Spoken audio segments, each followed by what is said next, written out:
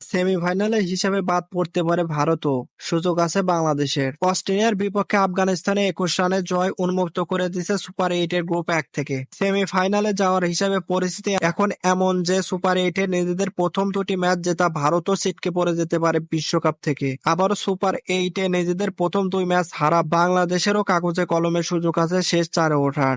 অস্ট্রেলিয়াকে হারানোর পর আফগানিস্তান জিতলে এখন কি পয়েন্ট টেবিল দাঁড়ায়? সুপার এইটে নিজেদের শেষ ম্যাচ যদি অস্ট্রেলিয়া ও আফগানিস্তান জেতে তাহলে 3 দলের পয়েন্ট সমান 4 করে হবে। ভারতের বিপক্ষে যদি অস্ট্রেলিয়া 1 রানে জেতে, নেট রান রেট অস্ট্রেলিয়াকে পিছনে ফেলে সেমিফাইনালে উঠতে বাংলাদেশের বিপক্ষে আফগানিস্তানকে জিততে হবে 36 রানে। রান তারা করতে গিয়ে অস্ট্রেলিয়া যদি শেষ বলে জয় পায় তাহলে 160 রান করলে বাংলাদেশের বিপক্ষে 15.4 ওভারে জিততে হবে আফগানদের। ভারতের নেট রান রেট 2.425।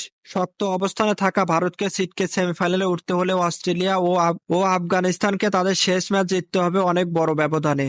ভারতের নেট রান রেট ছাড়িয়ে যেতে তাদের বিপক্ষে অস্ট্রেলিয়াকে জিততে হবে 41 রানে। আর আফগানিস্তানের তখন সেমিফাইনালে যেতে হলে বাংলাদেশের বিপক্ষে জিততে হবে কমপক্ষে 83 রানে।